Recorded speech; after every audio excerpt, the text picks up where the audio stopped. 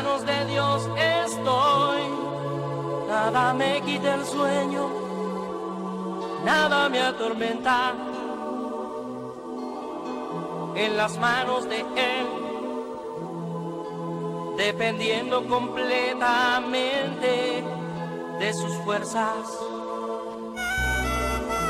Al futuro no temeré, al amparo de Dios me siento bien seguro.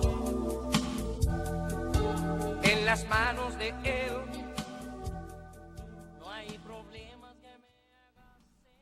Es viva y eficaz, y más cortante que toda espada de dos filos, y penetra hasta partir el alma y el espíritu, las coyunturas y los tuétanos, y discierne los pensamientos y las intenciones del corazón.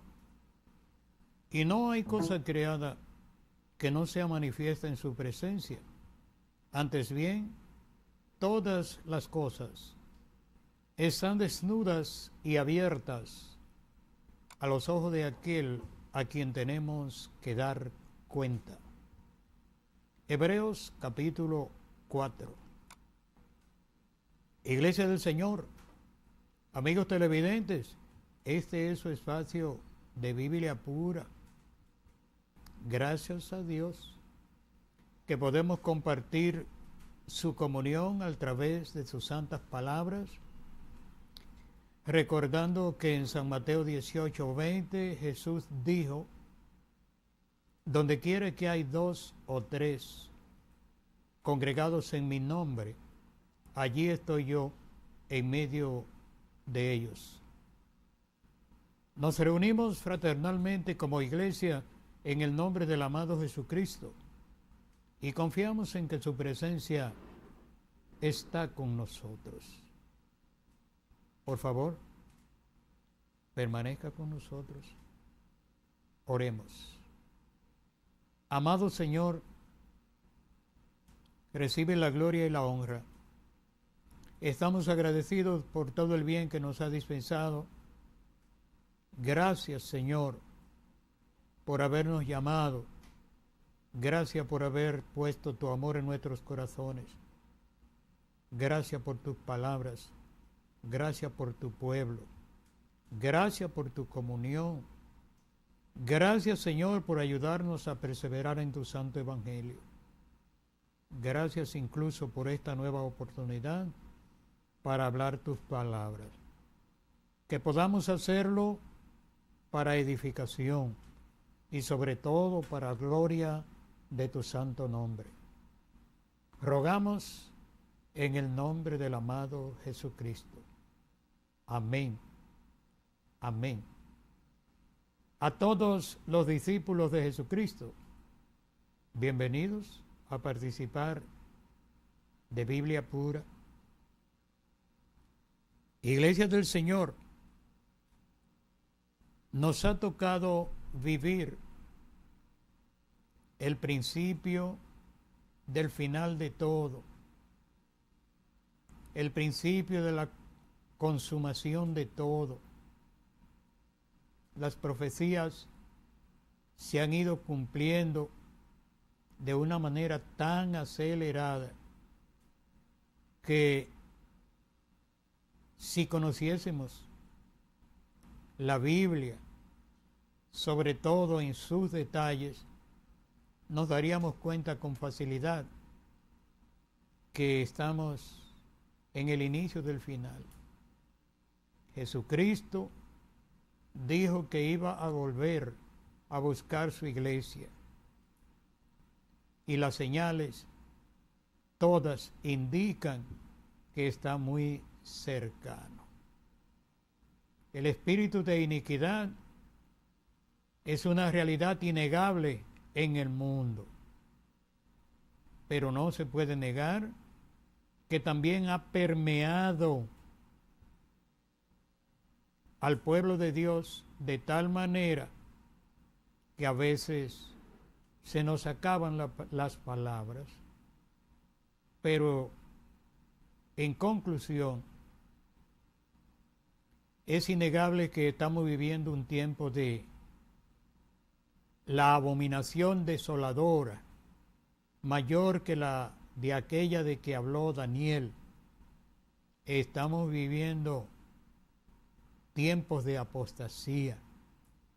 Y por eso, todo aquel que conoce la palabra de Dios, que ha disfrutado de la buena palabra del Señor y de los poderes del siglo venidero, que sabe diferenciar entre lo que es un sistema religioso y lo que es la auténtica comunión con el Señor, manifiesta el deseo de mantenerse en el centro de la palabra de Dios, consciente de que esa es la única forma de podernos mantener en el centro de la voluntad de Dios. Aquellos que no están dispuestos a prescindir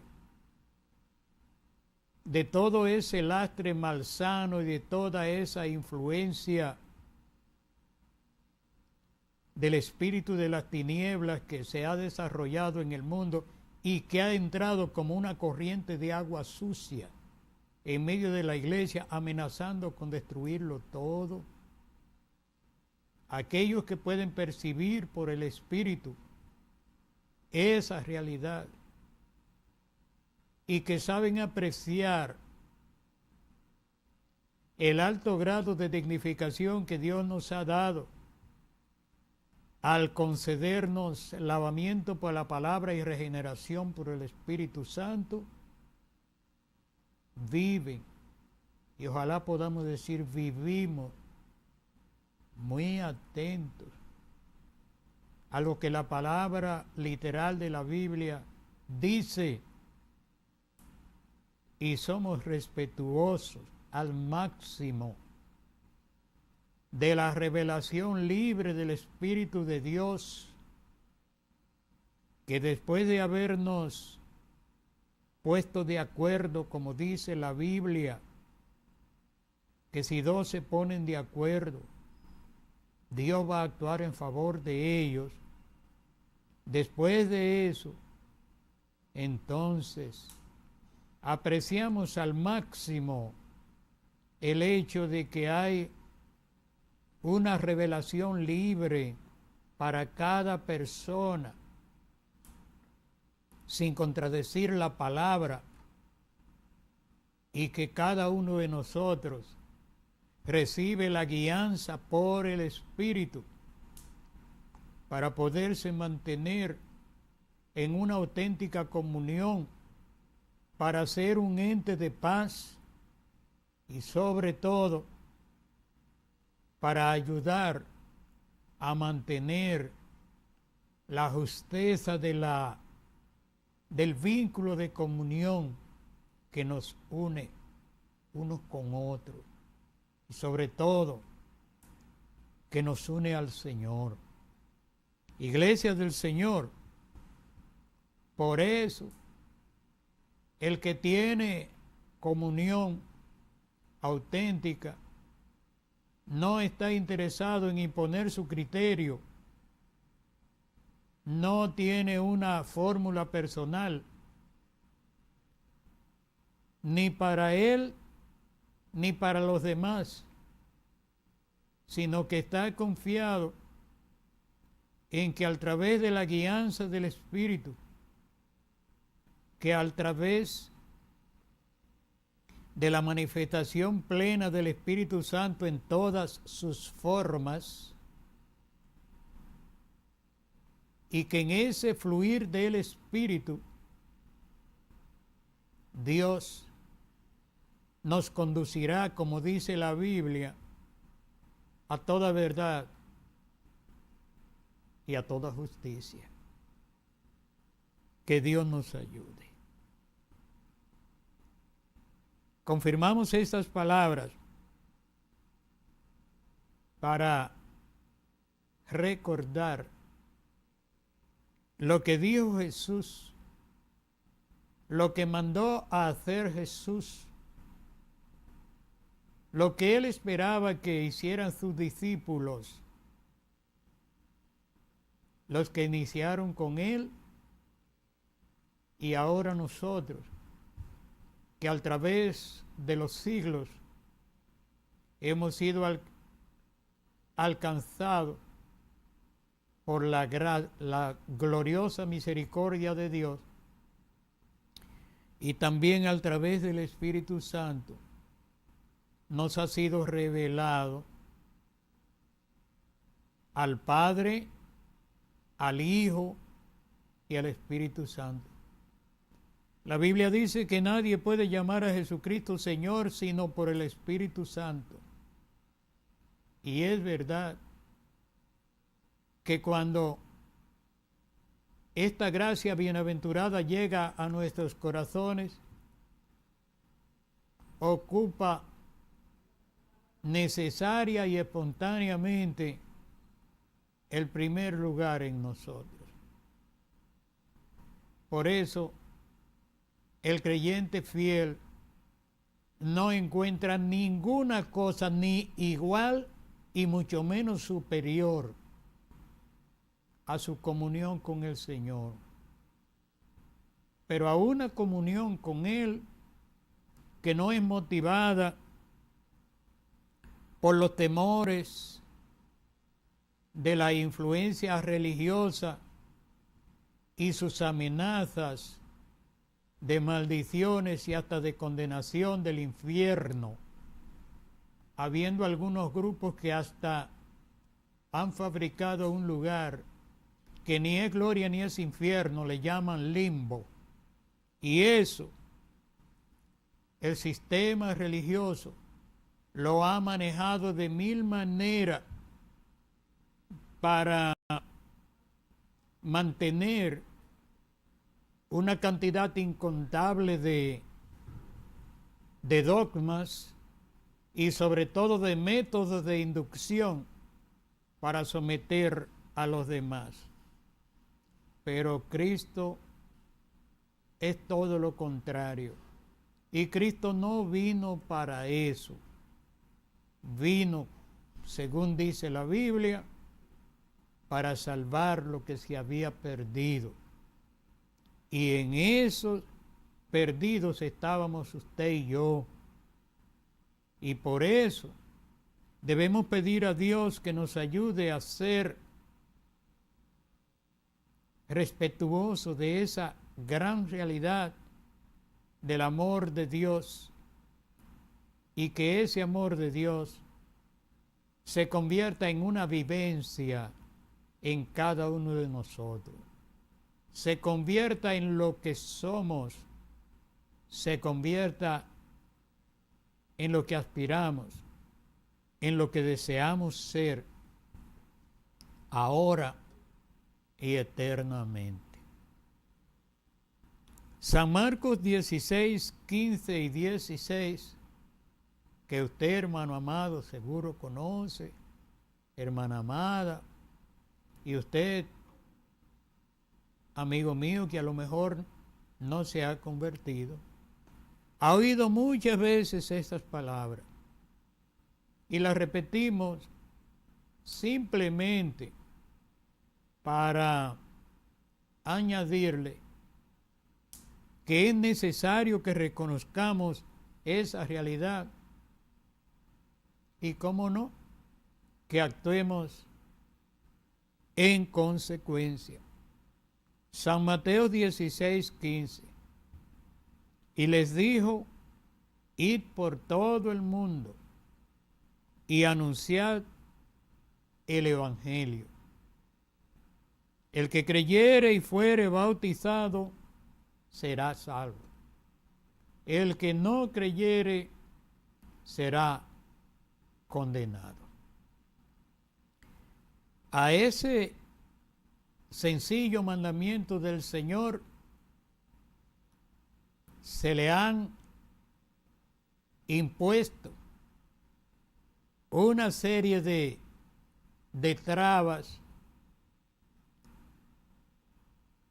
y de malas acciones que a veces nos avergonzamos. ¿Y por qué no decirlo? Nos preguntamos si realmente alguna gente entenderán que el propósito de Jesucristo nunca fue exhibirse ni exhibir nada. Que no fue por casualidad que Jesús habló con un lenguaje llano, un lenguaje de pueblo, al alcance de todo el mundo. Que no fue por una casualidad que el Señor no exigió nada, ni siquiera exigió nada que no fuera la investidura que le había dado el Padre, siendo Él su Hijo. Hay expresiones bíblicas que merecen mucho que nosotros las mencionemos.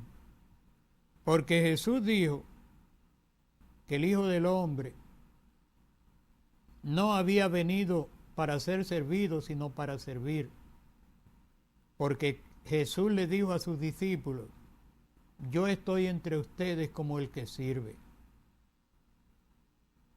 Pero que Jesús le dijo a sus discípulos: el que de ustedes quiera ser el primero será vuestro servidor.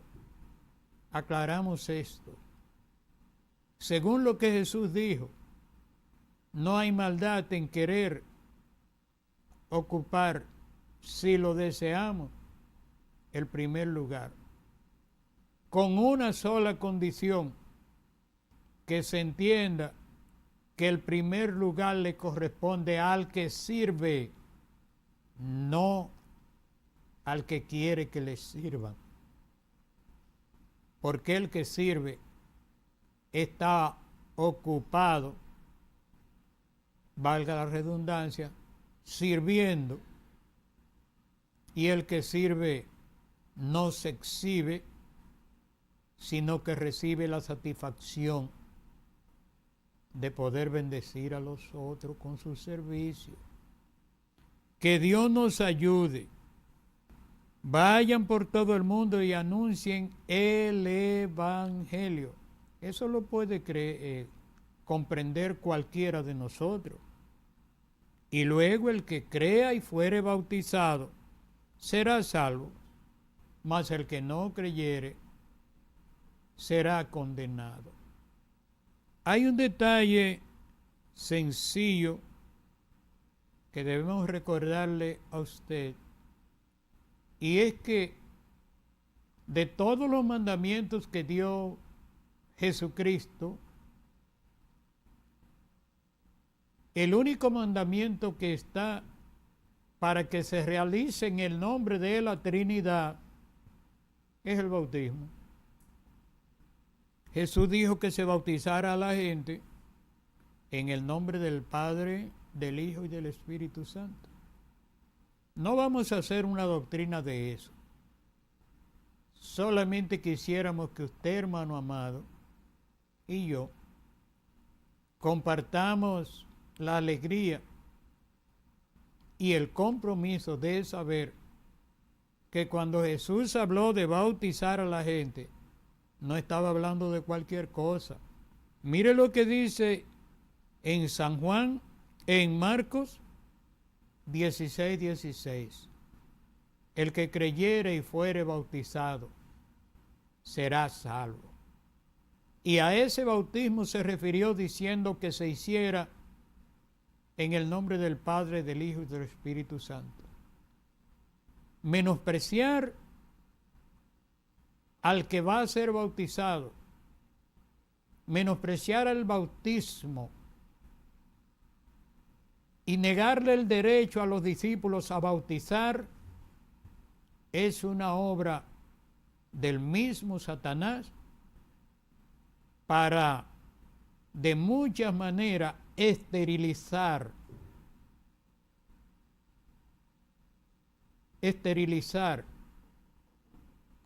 a la persona a través de la cual debe venir ese nuevo nacimiento del alma propiciado en la bendición de que la gente confiese a Jesucristo como Salvador.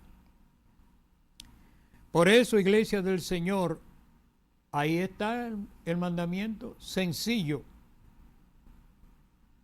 Id por todo el mundo y anunciad el Evangelio. El que creyere y fuere bautizado será salvo. El que no creyere será condenado. Un detalle especial. En las 115 referencias aproximadamente que se habla de evangelio en la Biblia, aproximadamente 115 veces, no hay ninguna sugerencia de añadir, de quitar o de interpretar el evangelio. Repetimos, en las aproximadamente 115 referencias que hay en la Biblia que hablan de evangelio, no hay una sola sugerencia para añadir, quitar o interpretar el evangelio. Jesús dijo muy claro: vayan por todas las naciones, anuncien el evangelio, el que crea y sea bautizado será salvo. ¿Por qué tomamos esto tan en serio? Bueno, porque hay gentes que saben de todo menos del Señor y menos del evangelio.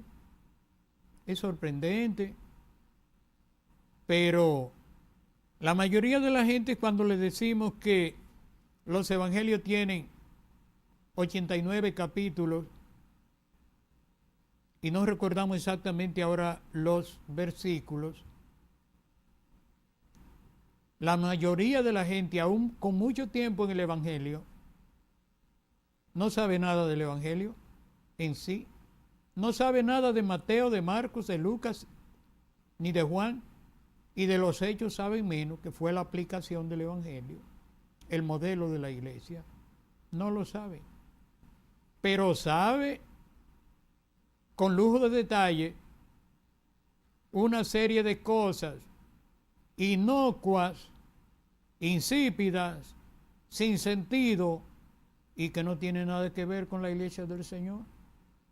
Hemos dicho, para evitar confusión, lo repetimos, que la Biblia es la palabra de Dios desde Génesis hasta Apocalipsis.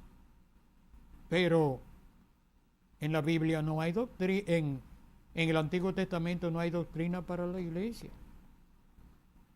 Alguien nos sorprendía un poquito hace un rato, porque ya casi no nos asombramos de nada, pero uno se sorprende a veces. De alguien que habla de la inspiración que tuvo de parte del Espíritu de Jehová Elías para matar 450 profetas de Baal.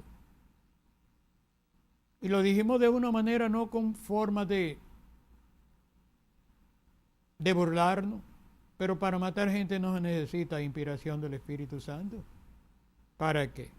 Ahora, para lo que el profeta sí necesitaba fe, era para lograr que el Señor mandara el fuego del cielo como Él se lo pidió.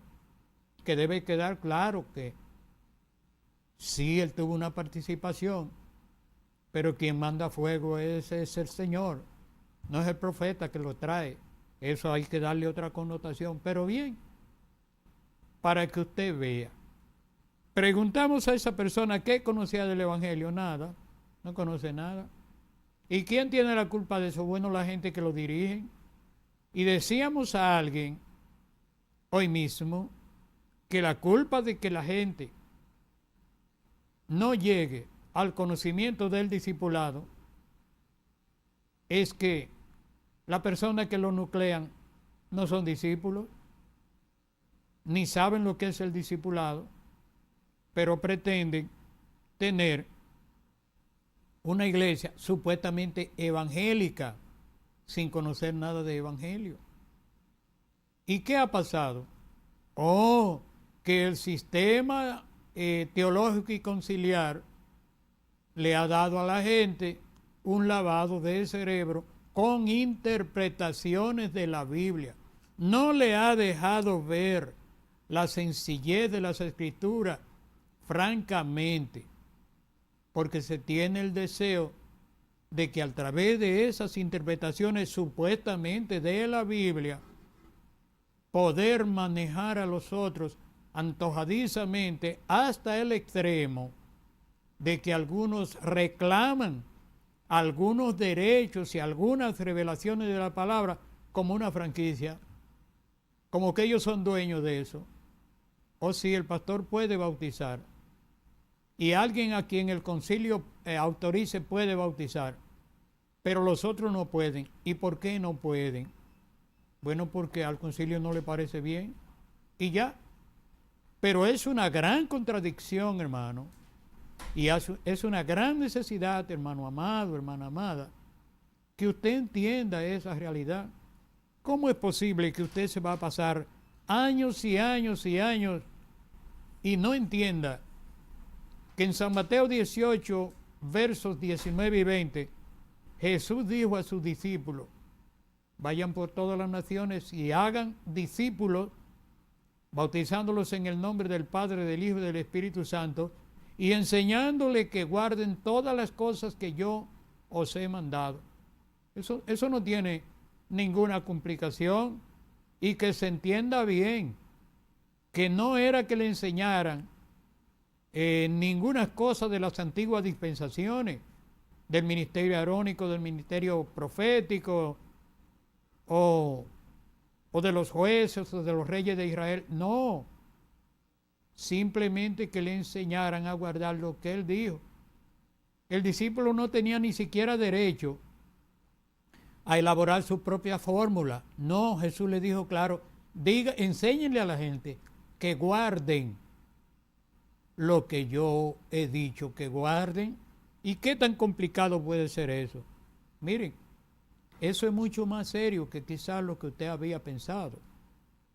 Porque Pablo, mire a Gálatas capítulo 1, iniciando en el primer versículo, me parece que hasta el primero, pero después usted puede leer el 8 y el 9. Pablo les habla a los hermanos de Galacia y le dijo que habían unas gentes que no había otro evangelio, pero le dijo que habían una gente que eran pervertidores del evangelio. Imagínense, si ya en ese tiempo habían pervertidores del evangelio, imagínense ahora, que no vamos a entrar en detalle para no escandalizar, pero usted sabe a lo que me estoy refiriendo. Hermano amado, usted lo sabe. Si usted tiene mucho tiempo en la fe, usted lo sabe. E incluso usted debía ruborizarse, o sea, avergonzarse de decir que tiene qué sé yo cuántos años en el evangelio. Y cuando le preguntan ¿y a cuánto ha discipulado? No, a nadie, porque en mi iglesia discipula Juan el Sabio. ¿Y a cuánto ha bautizado? No, en mi iglesia bautiza el pastor, nadie más. ¿Y a cuánto ha enseñado? Oh, no, yo no enseño porque Juana la Bonita es la que enseña en la iglesia. Y fue así que el Señor dijo: vuelva y lea el mandamiento, hermano. Y nuestra única sugerencia, humildemente, amorosamente, es que usted despierte esa realidad, que le pide a Dios que le dé la revelación del Espíritu Santo para que usted pueda aceptar la realidad. Entonces, el verso 8, Gálatas 1, oiga qué cosa más seria. Pablo dice: si nosotros o un ángel enviado del cielo, oiga, no un ángel cualquiera, ni inventado por la gente que tienen doctrinas de ángeles, que hacen un show mediático diciendo cosas que realmente ni ellos entienden, ni tienen ningún tipo de asidero, ni siquiera lógico. Eso de, aquí están los ángeles de Dios, ángel de que si yo qué cosa, ponte en tal lugar, y ángel de tal cosa, ponte en cualquier lugar. Aquí vino alguien en tiempo pasado que andaba con 7 ángeles. A lo que nosotros dijimos en ese tiempo, y parte de ese trabajo está grabado de años atrás de Biblia Pura. Nosotros decíamos en ese tiempo que no era necesario andar con 7, que con un solo ángel que nosotros tuviéramos podíamos resolver los problemas de todo el mundo, pero ni siquiera uno. Tenemos nosotros esa autoridad para hablar eso, y mucho menos 7, pero así son los shows mediáticos de los pervertidores del Evangelio. Entonces, oiga lo que dice Pablo, si nosotros o un ángel enviado del cielo anunciare otro evangelio, el ángel podrá hacer lo legal que sea. Pero si anuncia otro evangelio, dice Pablo, se oye fuerte, que es maldito. ¿Cómo? Sí, porque ese es el sinónimo de la palabra anatema. El anatema es la maldición, la exclusión, búsquelo en un diccionario cualquiera, la exclusión, la separación, la invalidación, lo contrario a la voluntad de Dios. Si un ángel lo hace, Pablo dice, sea anatema. Y no nos sintamos, digamos, sorprendidos. Ese es el verso 8, Gálatas 1:8. Pero en el 9 dice, como antes les he dicho, también ahora lo repito, sea anatema. O sea, el hermano apóstol Pablo tenía una autoridad por el Espíritu Santo que no se puede comparar con cualquier cosa, porque no solamente dijo esas palabras tan duras, sino que dijo, como lo dije antes, vuelvo y lo repito. ¿Cómo le digo al hermano apóstol Pablo que no tuvo una palabra ética, que debió ser más diplomático, no, dijo claramente, si un ángel lo hace, sea anatema. Y vuelvo y lo repito, si lo hace, sea anatema. Lo que no hayamos podido declarar con eso, esperamos que el Espíritu Santo le revele a usted lo que significa predicar otro evangelio. Eso es sencillamente ponerse del lado del enemigo de Dios y por lo tanto del enemigo de las almas. Usted sabe cómo se llama ese, ¿verdad? La serpiente antigua, el diablo, Satanás. Y ahora podríamos darle ese nombre a muchísima gente que tienen, a muchísimas cosas, perdón por decir gente también, pero no, a eso no es ético decirlo. A muchísimas cosas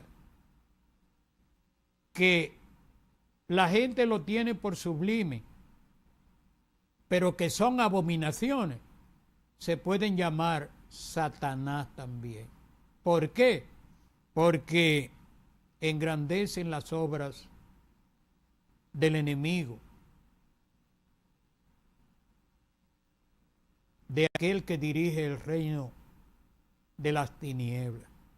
Hermanos amados, en tiempo pasado oímos a alguien de los enganchados a enseñadores que repiten muchas cosas incongruentes,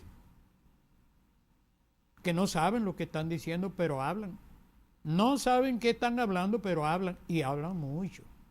Sobre todo gesticulan mucho, y dan mucho brinco y chillan mucho, porque esa es una nueva modalidad. Pero esa persona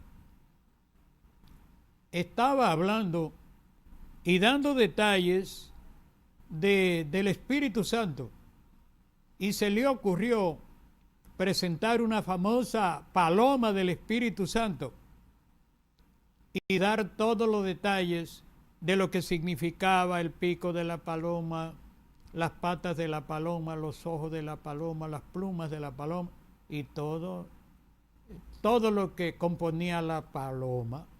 Pero ¿dónde lo encontró en la Biblia? No está en la Biblia, y nos quedamos sorprendidos porque accidentalmente vimos un librito de brujería, de santería, y parece que de ahí mi hermano amado aprendió esa cosa y hacía con eso una perorata de mal gusto, mientras un grupo de gente aplaudía eso y decía, así mismo es.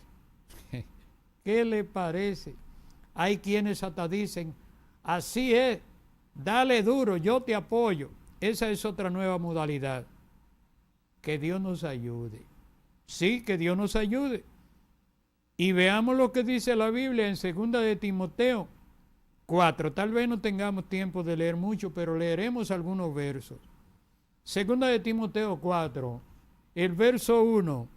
Te encarezco delante del Señor Jesucristo, delante de Dios y del Señor Jesucristo, que juzgará a los vivos y a los muertos en su manifestación y en su reino, que prediques la palabra, que instes a tiempo y fuera de tiempo, redarguye, reprende, exhorta con toda paciencia y doctrina. Esto es bueno repetirlo. Te encarezco delante de Dios y del Señor Jesucristo, que juzgará a los vivos y a los muertos en su manifestación y en su reino, que prediques la palabra, que instes a tiempo y fuera de tiempo, redarguye, reprende, exhorta con toda paciencia y doctrina. ¿Qué cosa es redarguir? Redarguir no es más que expresar desaprobación frente a cualquier cosa que nosotros consideremos incorrecta, sobre todo en la presencia de Dios. Eso es redarguir. Y reprender, usted sabe lo que es, porque todos sabemos reprender. Quizás no sepamos explicar bien el valor etimológico de la palabra, pero sabemos que la reprensión no le gusta a nadie.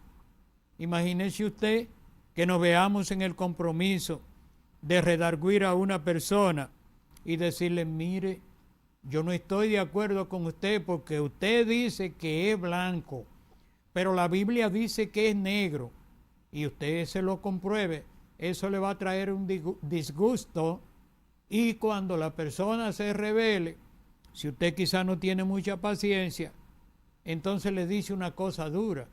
No debemos reprender con palabras duras, pero a veces se nos zafan las cosas, porque cuando la gente se empecina en hacer las cosas mal, sobre todo cuando nos encontramos con un mercader de la fe, hembra o varón, rabioso, extorsionador, mentiroso, vendedor de promesa, una gente que vende hasta la sonrisa, y que a usted se le ocurra decirle, pero hermano o hermana, no, pero eso no debe ser así, entonces se violenta contra usted, es probable que el viejo hombre se le revoltee a usted, a mí, y se nos zafen algunas palabras, que no es prudente hacerlo, pero esas cosas acontecen.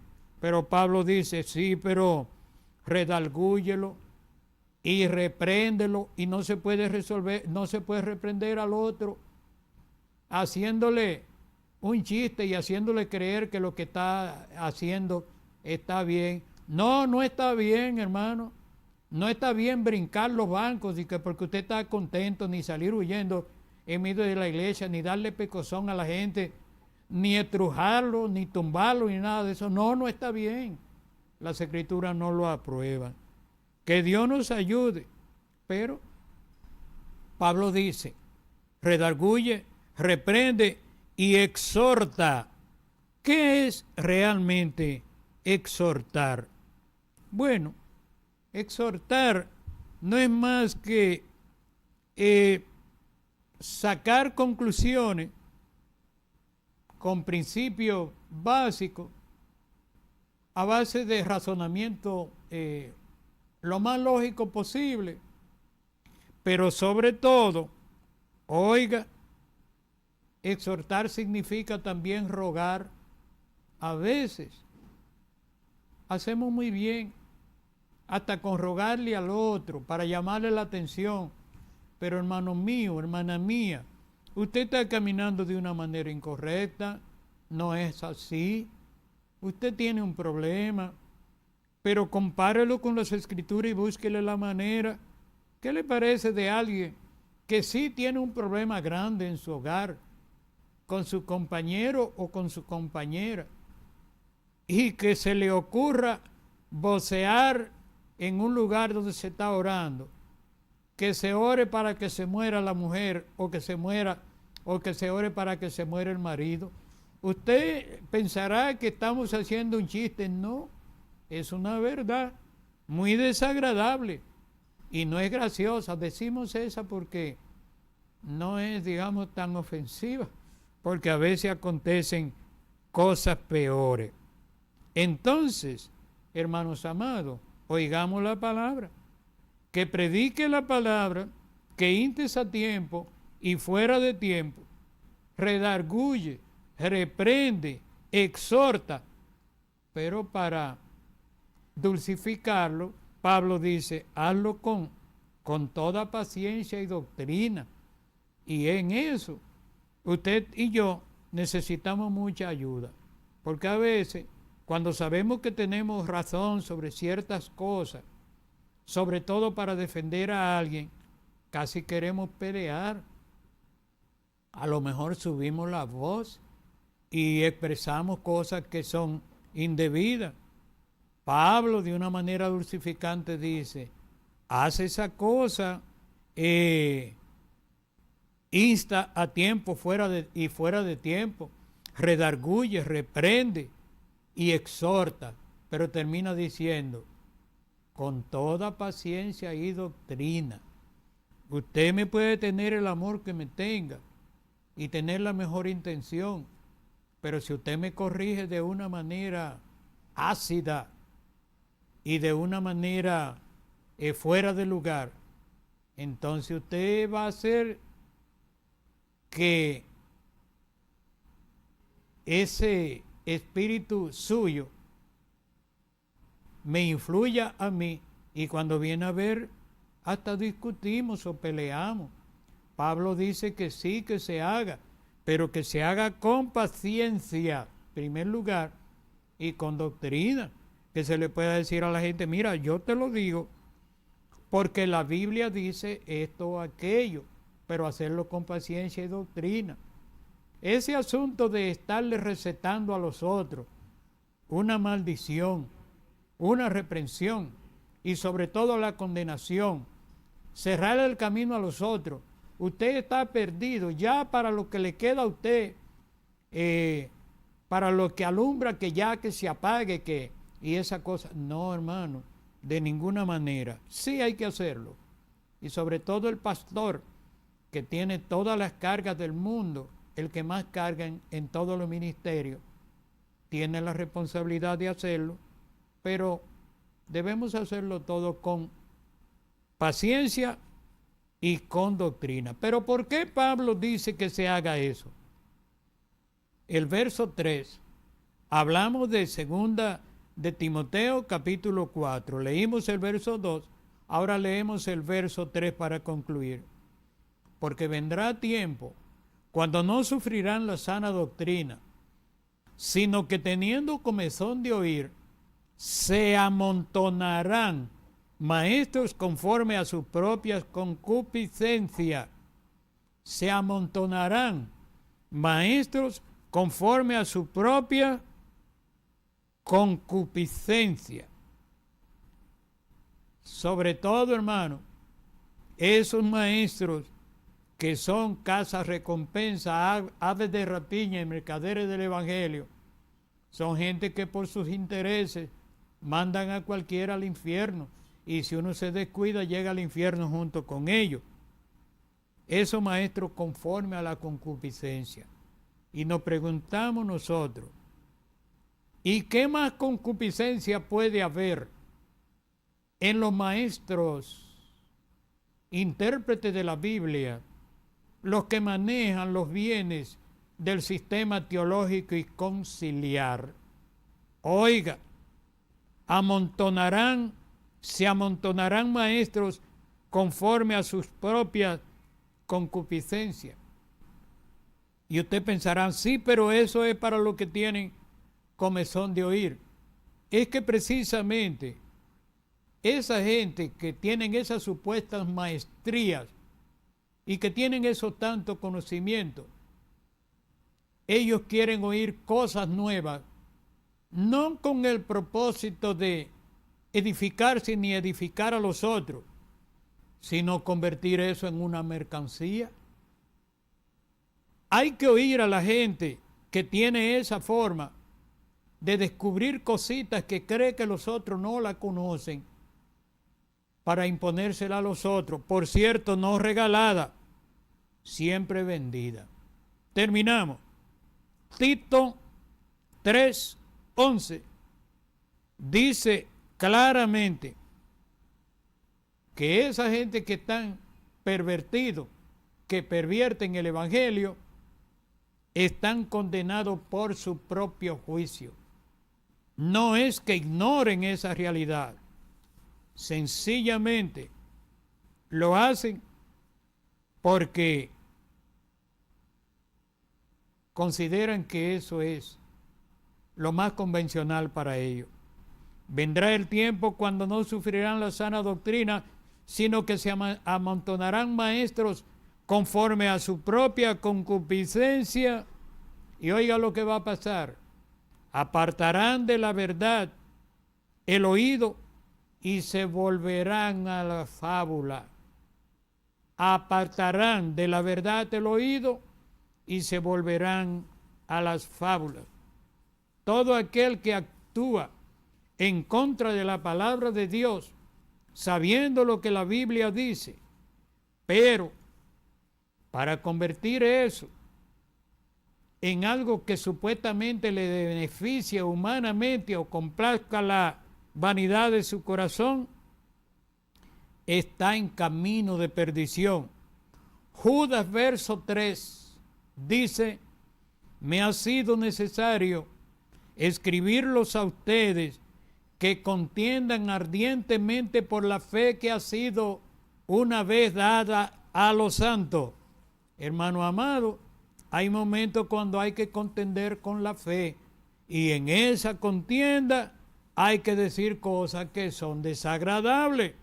Pero la más desagradable que puede ser de todas estas palabras, en síntesis, es que en San Mateo 12:30, San Mateo 12:30, San Lucas 11:23, San Mateo 12:30, San Lucas 11:23, el dueño del Evangelio, el que no mandó a predicar teología ni sistema conciliar, dijo estas palabras. Mateo 12:30, Lucas 11:23. El que no es conmigo, contra mí es. Y el que conmigo no recoge, desparrama. Hermano, lo que usted recogió en la visión del Señor, no deje que los impíos hagan que se desparrame. no pierda el don de Dios y no ponga en juego su perdición por complacer a los hombres. El que no es conmigo, contra mí es, y el que conmigo no recoge, desparrama. El que a nombre del Evangelio predica otra cosa, ya se desparramó. No le siga el juego, hermano, que ese es el camino de la perdición. Es fuerte, pero es la verdad. Que Dios nos ayude. Sí, que Dios nos ayude. Gracias, hermanos amados, por participar con nosotros hoy de Biblia Pura. Mañana, si Dios lo permite, volveremos de nuevo. Hasta mañana. Dios le bendiga.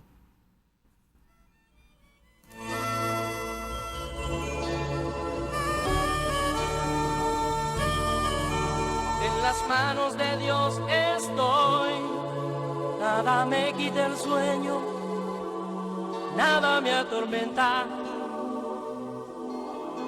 En las manos de Él, dependiendo completamente de sus fuerzas. Al futuro no temeré, al amparo de Dios me siento bien.